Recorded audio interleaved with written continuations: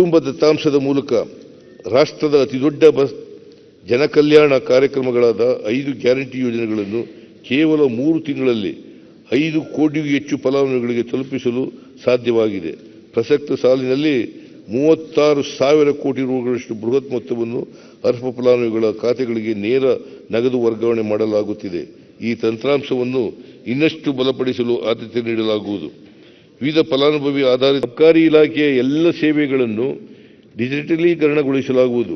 ಇಲಾಖೆಯ ಒದಗಿಸುವ ವಿವಿಧ ಸೇವೆಗಳಿಗೆ ಸಮಯದ ಮಿತಿಯನ್ನು ನಿಗದಿಪಡಿಸಲಾಗುವುದು ಹಾಗೂ ಸ್ವಯಂಚಾಲಿತ ಅನುಮೋದನೆಗೂ ಅವಕಾಶ ಕಲ್ಪಿಸಲಾಗುವುದು. 23-24ನೇ ಸಾಲಿನ ಜನವರಿ ತಿಂಗಳ ಅಂತ್ಯದವರೆಗೆ ಅಬಕಾರಿ ತೆರಿಗೆಯಿಂದ 28,181 ಕೋಟಿ ರೂಗಳು ಸ್ವೀಕೃತವಾಗಿರುತ್ತದೆ. 24-25ನೇ ಸಾಲಿಗೆ 38,525 ಕೋಟಿ ರೂಗಳ ರಾಜಸ್ವ ಸಂಗ್ರಹಣೆ ಗುರಿಯನ್ನು ನಿಗದಿಪಡಿಸಲಾಗಿದೆ. ಸಾರಿಗೆ ಕರ್ನಾಟಕ ಮೋಟಾರ್ ವಾಹನ ತೆರಿಗೆ ಕಾಯ್ದೆಯನ್ನು ತಿದ್ದುಪಡಿಗೊಳಿಸಿ ವಿವಿಧ ವಾಹನದ ವರ್ಗಗಳಿಗೆ ವಿಧಿಸುವ ತೆರಿಗೆಯನ್ನು ನಮ್ಮ ಸರ್ಕಾರವು ಪರಿಷ್ಕರಣೆ ಮಾಡಿತ್ತು. ಪ್ರಸಕ್ತ ಆರ್ಥಿಕ ವರ್ಷದ ಜನವರಿ ತಿಂಗಳವರೆಗೆ 9,333 ಕೋಟಿ ರೂಗಳು ಸ್ವೀಕೃತವಾಗಿರುತ್ತದೆ ಹಾಗೂ ಕಳೆದ ಸಾಲಿನ ಇದೇ ಅವಧಿಗೆ ಹೋಲಿಸಿದರೆ ಶೇಕಡಾ 19ರಷ್ಟು ಬೆಳವಣಿಗೆಯಾಗಿರುತ್ತದೆ.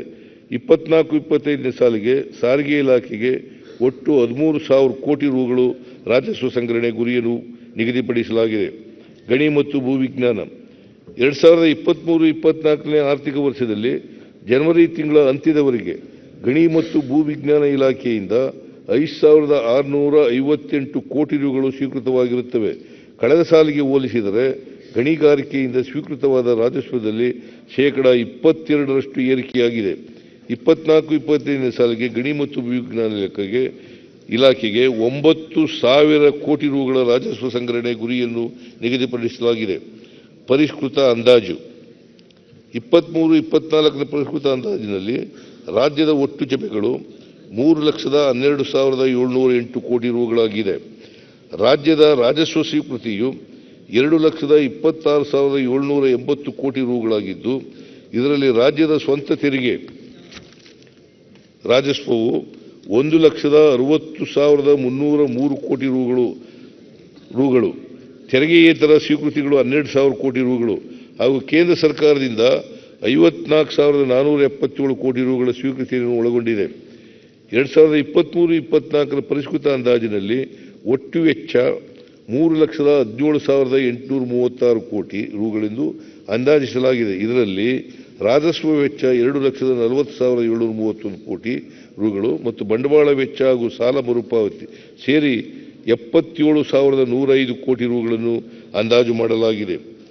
ಆಯವ್ಯಯ ಅಂದಾಜು 2024-25 2024-25 ಸಾಲಿಗೆ 2,63,178 ಕೋಟಿ ರೂಗಳ ರಾಜಸ್ವ ಜಮೆಯನ್ನು ಅಂದಾಜು ಮಾಡಲಾಗಿದೆ.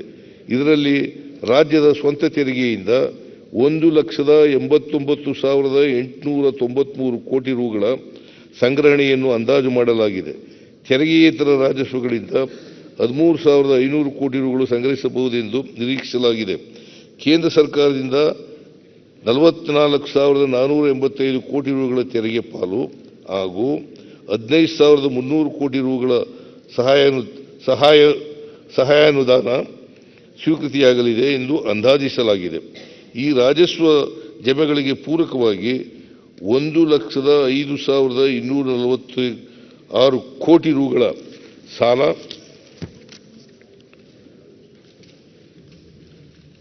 38 ಕೋಟಿ ರೂಗಳ ಋಣೇತರ ಸ್ವೀಕೃತಿ ಮತ್ತು 213 ಕೋಟಿ ರೂಗಳ ಸಾಲ ವಸೂಲು ಮೊತ್ತವನ್ನು ಅಂದಾಜಿಸಲಾಗಿದೆ. 24-25ರ ಆಯವ್ಯಯದಲ್ಲಿ ಒಟ್ಟು 3,68,674 ಕೋಟಿ ರೂಗಳ ಸ್ವೀಕೃತಿಯನ್ನು ಅಂದಾಜು ಮಾಡಲಾಗಿದೆ.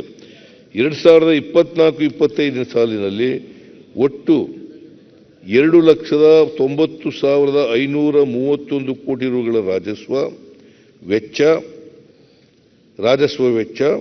55,877 ಕೋಟಿ ರೂಗಳ ಬಂಡವಾಳ ವೆಚ್ಚ ಹಾಗೂ ಸಾಲದ ಮರುಪಾವತಿ 24,974 ಕೋಟಿ ರೂಗಳ ವೆಚ್ಚವನ್ನು ಒಳಗೊಂಡು ಒಟ್ಟು ವೆಚ್ಚವು 3,71,383 ಕೋಟಿ ರುಗಳಾಗುತ್ತದೆ ಎಂದು ಅಂದಾಜು ಮಾಡಲಾಗಿದೆ.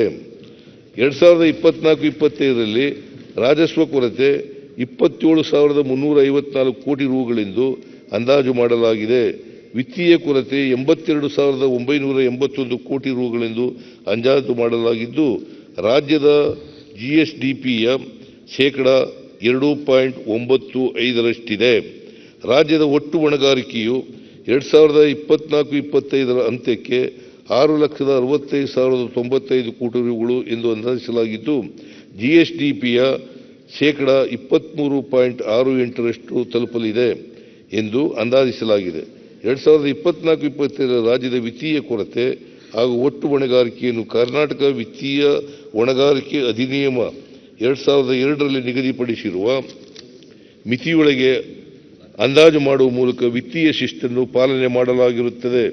ಸನ್ಮಾನ್ಯ ಅಧ್ಯಕ್ಷರೇ, ರಾಜ್ಯದ ಆರ್ಥಿಕ ಪರಿಸ್ಥಿತಿ ಹದಗೆಡಲಿದೆ ಎಂದು ನುಡಿದ ನಮ್ಮ ವಿರೋಧಿಗಳ ಭವಿಷ್ಯವಾಣಿಗಳನ್ನು ನಾವು ಸುಳ್ಳು ಮಾಡಿದ್ದೇವೆ ಮತ್ತು 5 ಖಾತರಿ ಯೋಜನೆಗಳಿಗೆ ಮಾತ್ರವಲ್ಲದೆ ಹಲವಾರು ಹೊಸ ಕಲ್ಯಾಣ ಯೋಜನೆಗಳಿಗೆ ಮತ್ತು ಮೂಲಸೌಕರ್ಯ ಕಾರ್ಯಕ್ರಮಗಳಿಗೆ ಅಗತ್ಯವಿರುವ ಆಯವ್ಯಯ ಹಂಚಿಕೆಯನ್ನು ಒದಗಿಸಿದ್ದೇವೆ.